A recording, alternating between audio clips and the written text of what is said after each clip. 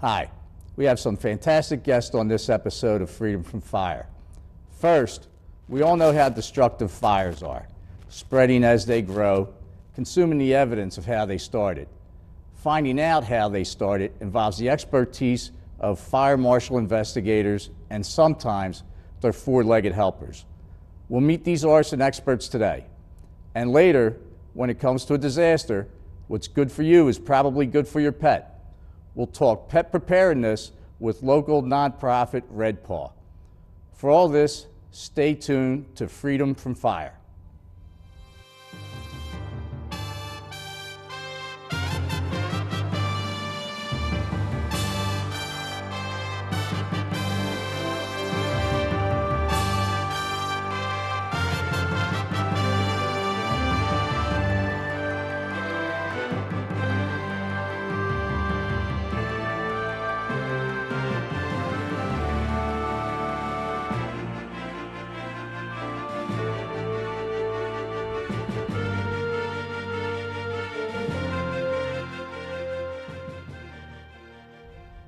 Hello, and welcome to another episode of Freedom from Fire. I'm your host, Deputy Chief of Fire Prevention, Jim Renninger. Here at Freedom from Fire, we aim to improve your quality of life by giving you life and life safety information. We also introduce you to our local safety partners. We're going to begin our show by talking about arson.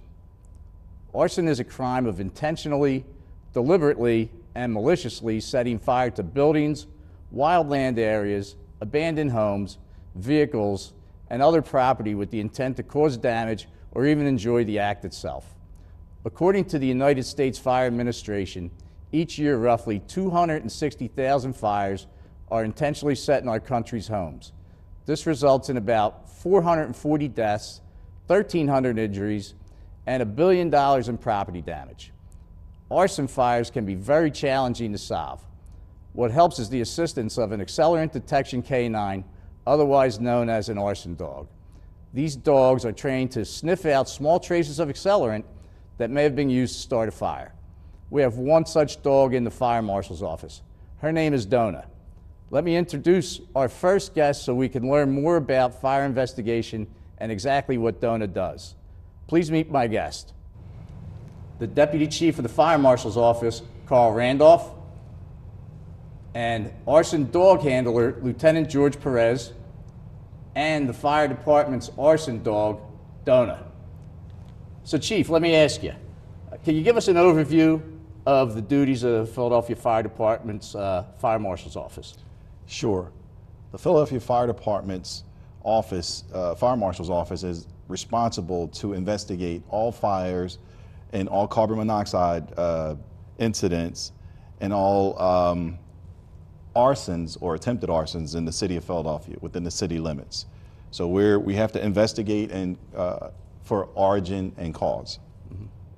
And we take that data, you take it to our planning division, you give it to us, and we try to formulate plans to reduce these incidents of fire, carbon monoxide. We engage in community risk reduction overall. Correct. So are all causes of fire determined? All causes of fire do have a determination, and sometimes that determination is undetermined. So that is a cause. So this process is pretty difficult. I would say that it's tedious. I wouldn't use the word difficult. We have 14 uniformed members in the office. Myself, I have a deputy fire marshal, Battalion Chief Sean Mack, and I have a captain. And there are the 11 assistant fire marshals. They're all lieutenants. Of the 11, we have 2 who are Special Investigations Unit, who works with our arson task force.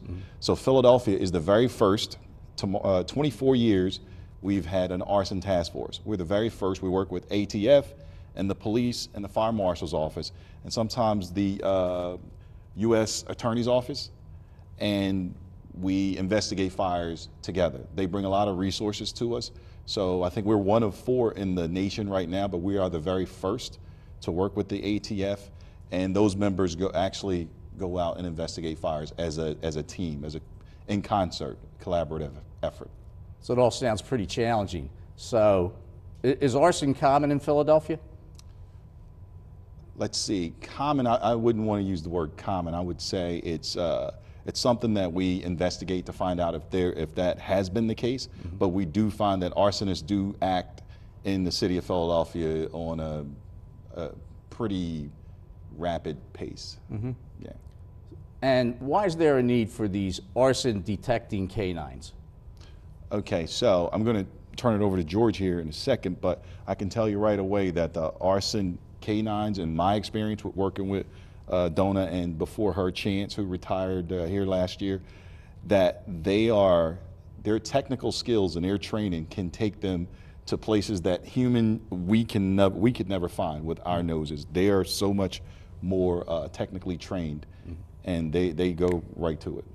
Cool. So George, Lieutenant Wenez, what's the role of the dog handler in this particular case?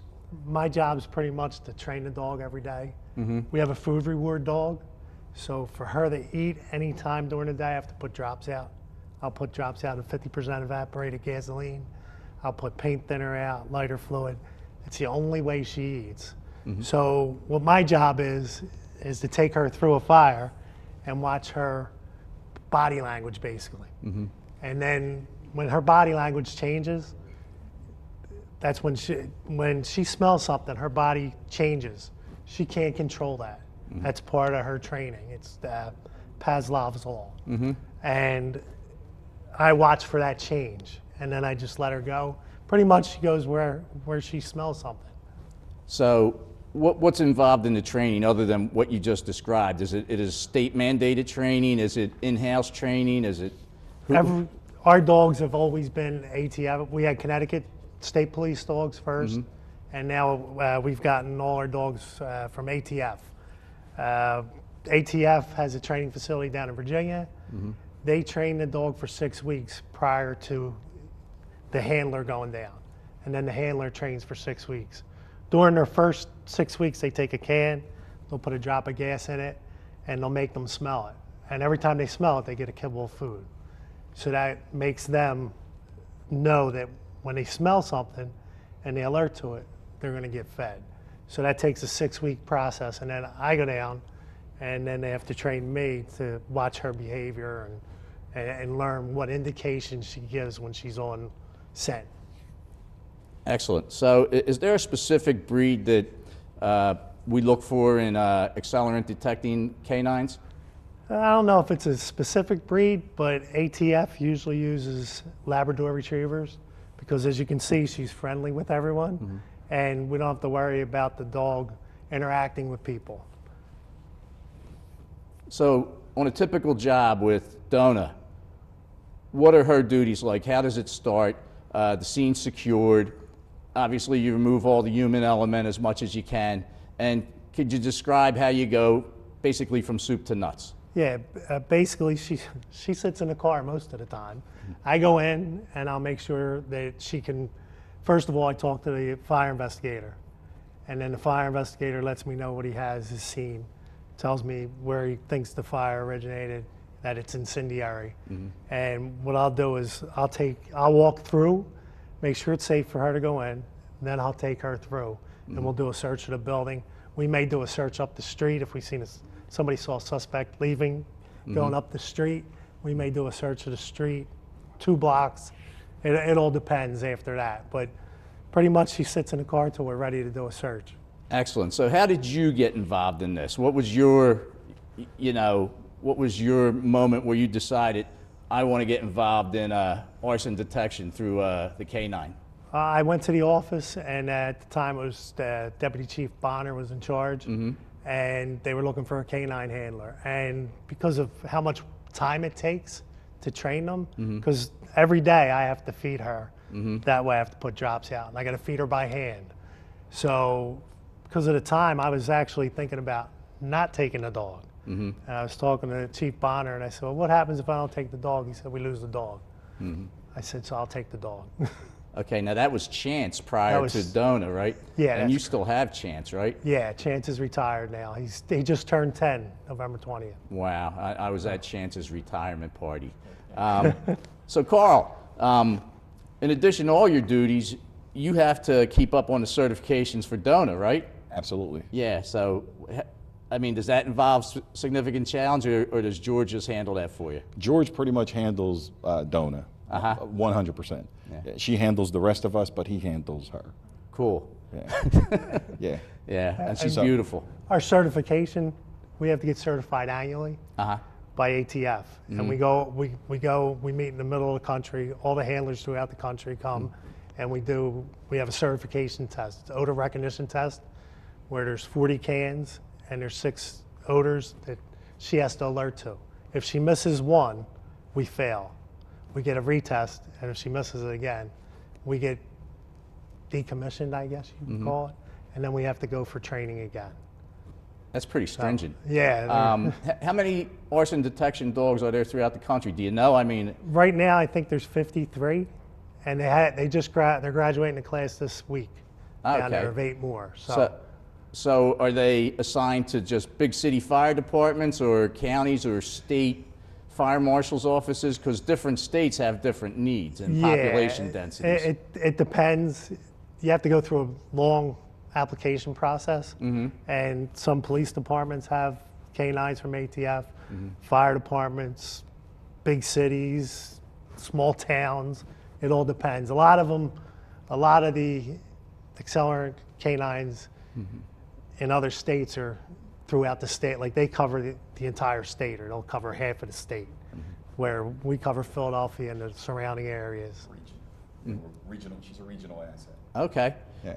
Now, we're seeing, throughout our careers, we know arson for profit, arson for malice, and the use of accelerants. Is this a growing discipline? From 53, we may see more nationwide? One time they had 72. Okay. So yeah, they're trying to bring it back up, but because of federal budget, ATF canines, they used to have 2 classes a year. They're down to 1 class. So How many do you think's in class? I had 10 in my class, and Okay. there was 8 in this last class, I believe. Excellent. Now, Jim, I'd like to be remiss not to thank my civilian workers. I have 3 secretaries who work in my office, Miss Michelle, Miss Jeanette, and Miss Angela. And without them, they are the heartbeat to what we do down there. They take care of subpoenas, they take care of the vital FMO statistics, and they also get out our fire reports that are requested. So I just wanted to thank them for what they do. I'm glad you said that, because it's important to acknowledge the people that make us look good. Absolutely. We get to go out and the civilians see us on the trucks and think we're the guys. Right. But there's people behind the scenes who are supporting us in our efforts and making us look good on a daily basis. Absolutely, and that's what they do. So anything else you might want to add? Donna? All right, well, we're going to take a break. When we come back, we'll discuss how disasters and home emergencies affect your pets. We'll meet the group who is the pet equivalent of the Red Cross right after this.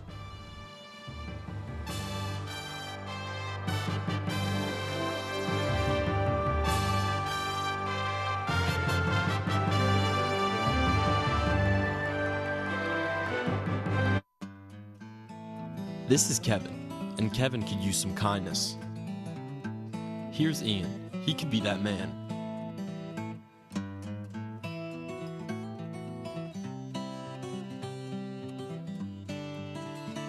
Ian chooses to be inconsiderate and not hold the door for Kevin, and in turn, Kevin suffers.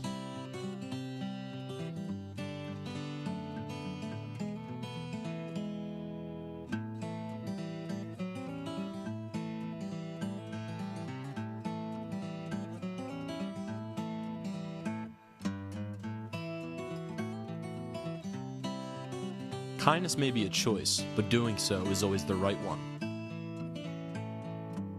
So if Ian can make the right choice, you can too.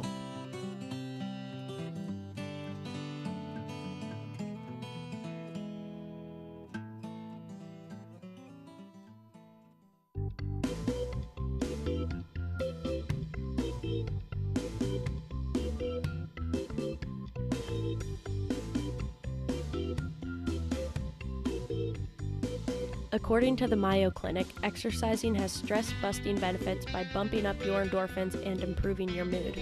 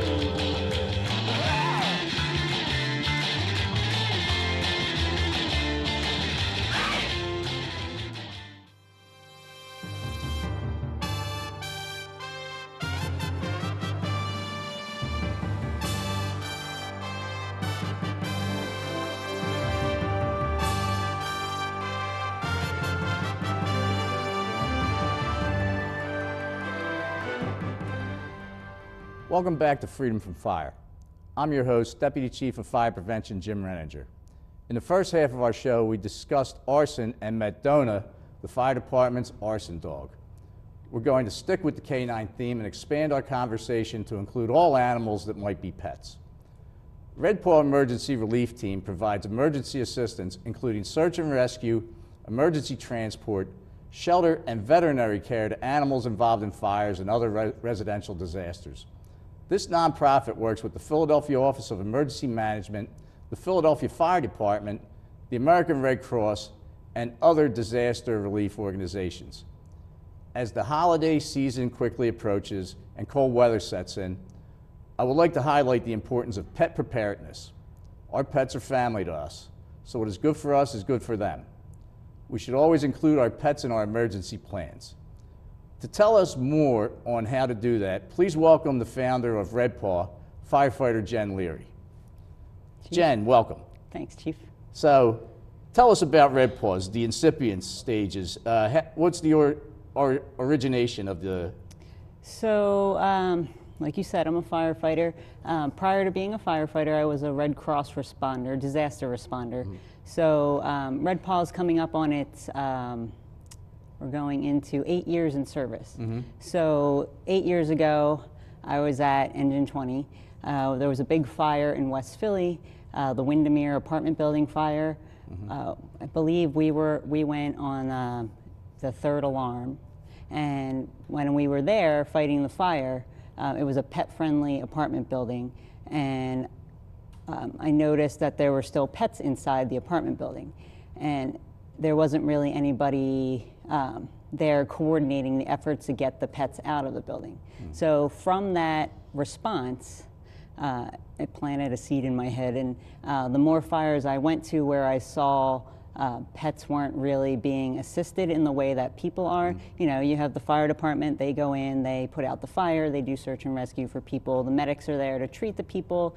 Red Cross and Salvation Army is there to kind of take care of the human family needs. Mm-hmm. There wasn't anybody on scene who was there to advocate or assist the other parts of the family, the pets. And so from the Windermere and other fires that I was at, this seed grew into a proposal that I brought to the Office of Emergency Management and the fire department and the Red Cross to kind of say, hey, this is what I'm thinking. You know, if I started this organization, would this be a service that you guys would utilize?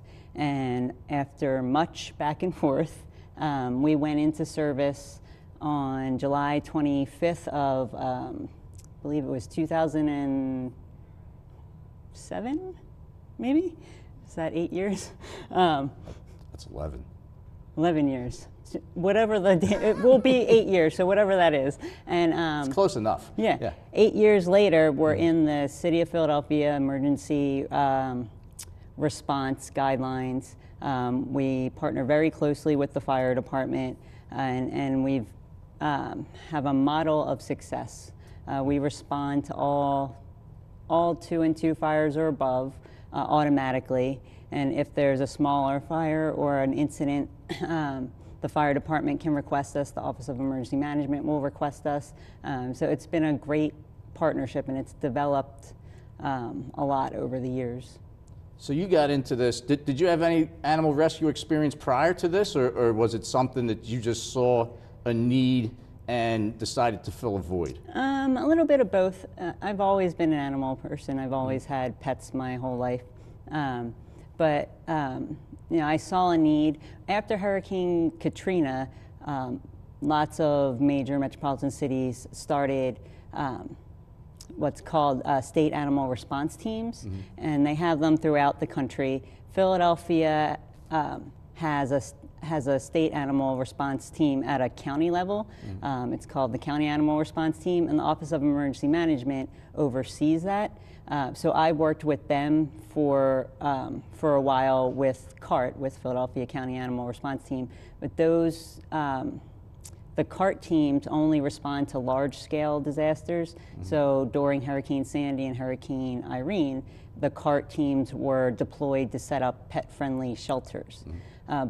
But again, there was this void in the emergency response system where the everyday disasters, fire, building collapses, stuff that displaces families from their homes daily, that issue with assisting with the pets there wasn't being filled. And so that's where Red Paw comes in. We do the residential disasters. Excellent. So we talk about home emergency preparedness for ourselves, Yep. but we're also concerned about home emergency preparedness for our Yep. pets. Can you tell us a little bit about that and why it's so important? Yeah, so what you do for yourself, we say you should do for your pets as well.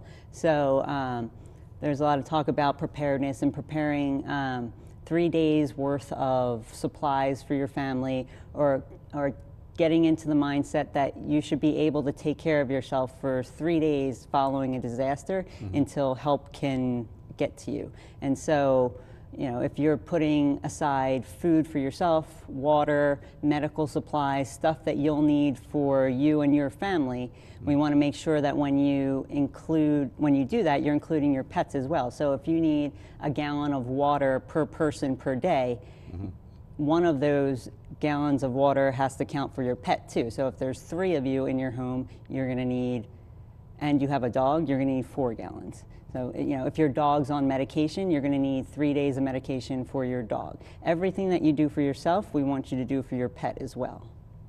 Cool. So cold weather's coming. Can you discuss cold weather, how, you know, obviously we don't like it. Right. Can you talk about how it affects our pets? Yeah, so, I mean, like anytime there's a cold blue in the city of Philadelphia, the city puts out information about getting people off the streets because they don't want them outside when it's cold. You don't want to be outside when it's cold. Same thing happens with pets. Dogs shouldn't be outside. Whenever there's a cold blue, dogs need to come in as well.